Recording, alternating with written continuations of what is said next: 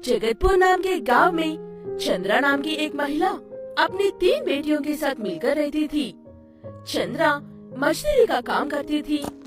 वो काम किसी दिन होता है तो किसी दिन नहीं होता है।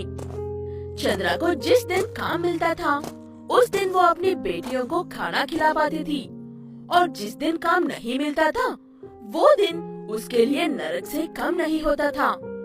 चंद्रा की 2 छोटी बेटियां भूख को बिल्कुल भी बर्दाश्त नहीं कर पाती थी, और बड़ी बेटी वो भी सिर्फ 10 साल की होने के बावजूद भी उसकी माँ को तकलीफ ना हो इसलिए भूख पर ही झूठ बोलती थी।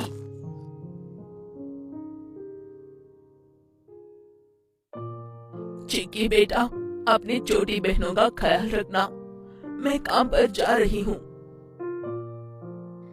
ठीक है माँ, उम्मीद करती हूँ आपको आज काम मिल जाएगा। 2 दिन से भूखे हैं सब। चंद्रा उदास होकर काम ढूंढने के लिए जाती है। चंद्रा को काम तो मिलता है, लेकिन वो काम किसी सजा से कम नहीं था। चंद्रा को सुबह से शाम तक 10 मंजिल की बिल्डिंग पर 25 किलो के चावल के बस्ते ले जाकर रखने का काम मिलता था। काम कैसा भी क्यों ना हो, चंद्रा को बस अपने बच्चों का पेट भरने के लिए पैसों की जरूरत थी, इसलिए वो उतने मुश्किल काम को भी हंसते हंसते कर लेती है। ऐसे सुबह से शाम तक काम करने के बाद चंद्रा को थकान की वजह से कमजोर पड़ गई थी। उसे काम देने वाला आदमी उसकी हालत देखकर,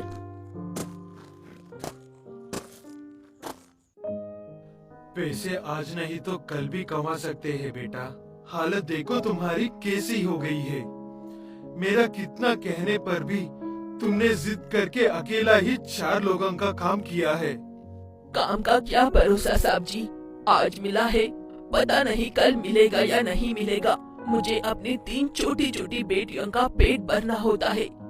जिस दिन काम मिला उसी दिन सारी मेहनत कर लेती हूँ।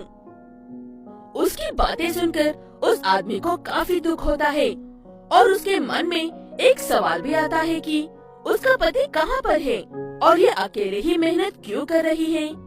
तब चंद्रा उस आदमी से, आपने पिछले साल ट्रेन से टकराई हुई स्कूल बस के बारे में तो सुना ही होगा ना। उस बस में बैठे सारे बच्चों को बचा लिया था उस बस ड्राइवर ने, लेकिन आखिर में खुद को नहीं बचा पाया था। वो मेरी पति थी। सुनकर बहुत अफसोस हुआ बेटा, सच में तुम्हारे पति बहुत बहादुर थे। सरकार की तरफ से या स्कूल की तरफ से कुछ तो मिला होगा तुम्हें। तब चंद्रा कहती है कि सरकार या स्कूल की तरफ से कुछ मिलना तो दूर की बात है, कोई उनका हाल तक पूछने के लिए भी नहीं आया था। ये कहते हुए चंद्रा ज्यादा बात किए बिना उसके बच्चे भूखे हैं ये कहते हुए अपनी कमाई के पैसे लेकर वहाँ से चली जाती है।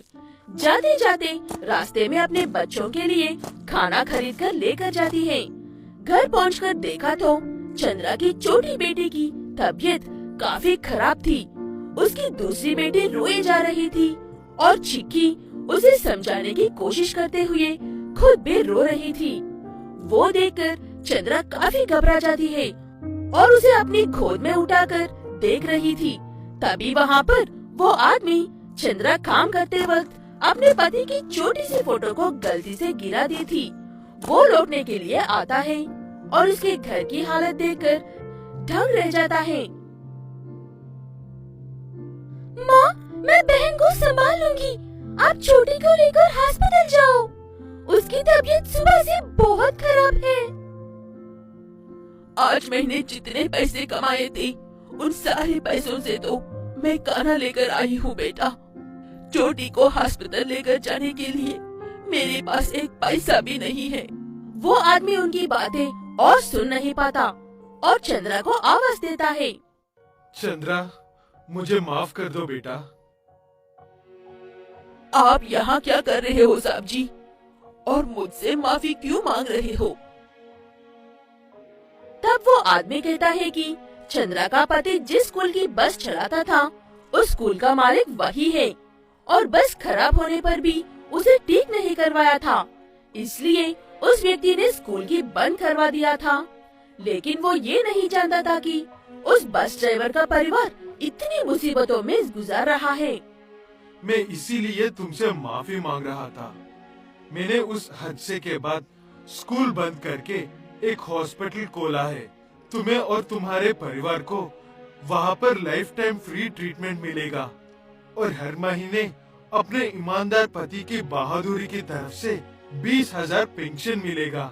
ये कहते हुए वो आदमी एक और बार चंद्रा से माफी मांगता है और उसकी बेटी का इलाज करने के लिए डॉक्टर को ही घर भेजता है।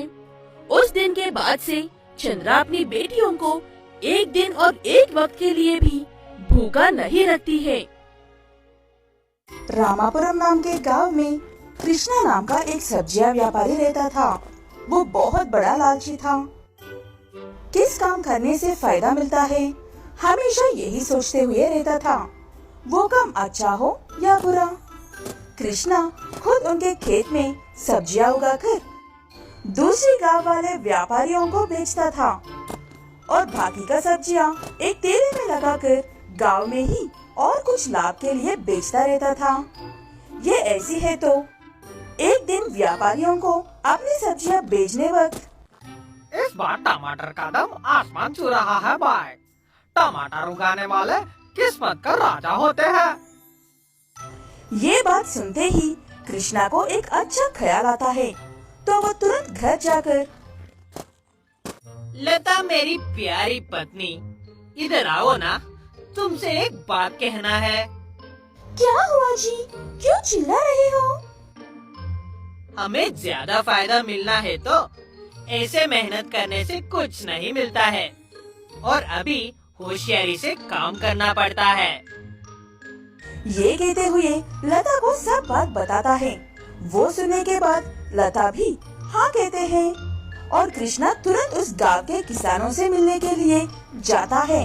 मेरी प्यारी दोस्तियों, मैं हमेशा आपका अच्छा के लिए ही सोचता हूँ, इसीलिए आपको मदद करने के लिए एक बात कहने के लिए आया हूँ। क्या बात है कृष्णा? वो भी हमारी भलाई के लिए? बताओ बताओ। हम अपने खेतों में कड़ी मेहनत करके सब्जियाँ उगाते हैं और बेचते हैं। इससे हमारे जीवन गुजर रहे हैं। ऐसी बात है तो क्यों ना हम ऐसी फसल लगाएंगे जिसे हमें फायदा मिलेंगे और खुश रहेंगे। यह बात तो हम भी जानते हैं ना भाई। इसमें तुम कहने के लिए नया बात क्या है? हाँ हाँ, वही आ रहा हूँ मेरे भाई। इस मौसम में लोग ज्यादा टमाटर नहीं खाएंगे और आसपास के गांव वाले भी यही फसल उगा रहे हैं। हम भी यही उगाएंगे तो हम सबको नुकसान ही होगा। इसीलिए हम टमाटर बिल्कुल नहीं लगाते। मैं खुद भी नहीं लगाता। आपके भलाई के लिए कह रहा हूँ। ये कहते हुए उन सब से ही नहीं बल्कि यही बात दूसरे गांव के किसानों से भी कहता है। कृष्णा बहुत अच्छा इंसान है, हम सबको बहुत मदद कर रहे हैं। ये सोचते हुए कृष्णा पर विश्वास डालकर कोई भी टमाटर का फसल नहीं लगाते। ऐसे उन सबको टमाटर की फसल उगाने से रोककर खुद टमाटर को उगाने लगता है कृष्णा। उसके बाद वो सारे टमाटर को बेचने के लिए शहर लेकर जाते हैं। आ गई हो कृष्णा? क्या बात है भाई? इस बार एक भी किसान ने टमाटर नहीं उगाया। इस मौसम में टमाटर नहीं आई तो कैसे होगा? घबरा मत साहब जी, ये देखो, ये पूरा गाड़ी में भरी हुई बोरी में टमाटर ही है। ले लो साहब जी, लेकिन इस बार हमेशा की तरह 5 बोरी के लिए 2,000 नहीं, 5 बोरी के लिए 8,000 को 1 रुपए भी कम नहीं होनी चाहिए। क्या टमाटर बेच रहे हो मुझे या सोना बेच रहे हो कृष्णा भाई? मुझे नहीं चाहिए, जाओ जाओ। आपकी मर्जी साहब जी, मेरे अलावा किसी ने भी इस बार टमाटर की फसल नहीं लगाया। ये नहीं चाहिए तो आप लोग इस बार टमाटर की सब्जियां को भूलना पड़ता है। और कोई रास्ता ना होने की वजह से वो व्यापारी 4 बोरी की टमाटर को